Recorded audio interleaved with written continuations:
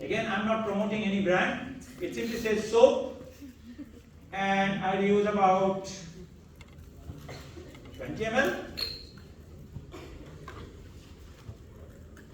And then add hydrogen peroxide. Hydrogen peroxide is not particularly a safe material to handle. It will burn, it can burn my skin.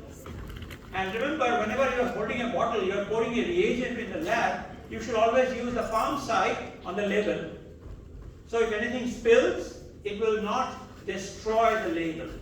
Okay, I will pour it this way. So even if there is a spillage, it will be on the blank side, not on this side. Now I need more than a drop or two.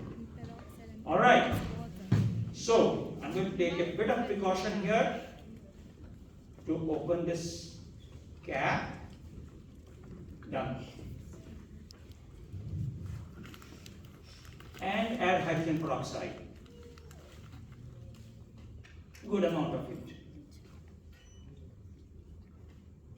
It's a very messy experiment, but we have to do it. Sometimes experiments can be messy, but then you learn something new.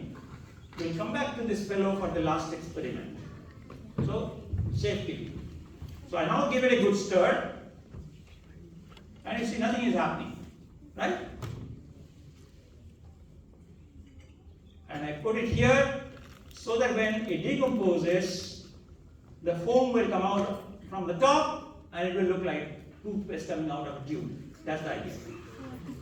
Alright. So, chemists always and scientists always do what is called a control experiment. So before adding sodium iodide, I will use sodium acetate. Okay? I add sodium acetate.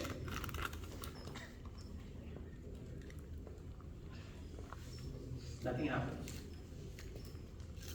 Right? I add sodium bicarbonate. Nothing happens. Third one is sodium iodide. Let's see what happens. But before that, let me tell you a story. How many of you have watched a movie called Sholay? I've watched, but I don't. Any of you, right? So 1, 2, 3. In the pistol there are 3 bullets. ये बच गया, ये भी बच गया. And let's see.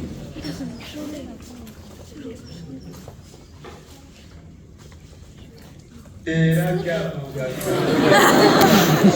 Oh, this is Kalia is sodium iodide. And to make things a little bit more favorable, I will add a bit of water to this. Alright, this is sodium iodide in water. How do I know it is sodium iodide? Because it is written there.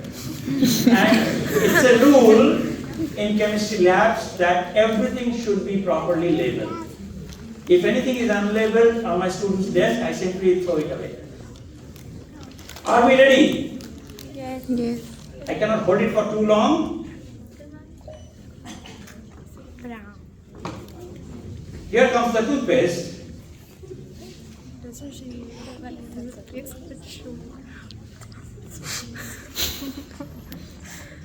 I'm beginning to doubt the quality of the hydrogen peroxide.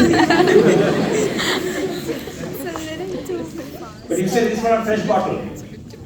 Okay, I think there is some hydrogen peroxide there, but it will start increasing. And since it's a big room, we have a lot of people generating CO2. It's good to produce some oxygen, right? And you see it is coming out. In fact, last week when I did it for some of our students, it made a big mess. It came out. Okay, so in a way, it's good if it doesn't happen in a very vigorous manner. Okay. But you can see that the foam is coming out, and this is basically oxygen. And how do I know it is oxygen? Oxygen supports combustion. Okay? So you will see that this will not. Okay, you can see that it becomes brighter. If it were carbon dioxide, the flame will extinguish quickly. Actually, it's not so bad. If you come and look at it more closely, I can't do that here. but you will see that there's a huge amount of foam produced. Alright? No, no need, because this is corrosive. So it is best that you see from a distance. And never touch this foam, because this still has some unreacted hydrogen peroxide that can damage your fingers. Okay, we still have 47 minutes, right? Are you okay? Can I continue for 47 minutes or shall I stop? Continue. Thank you. Okay, next few slides will be a little bit boring for the very young people.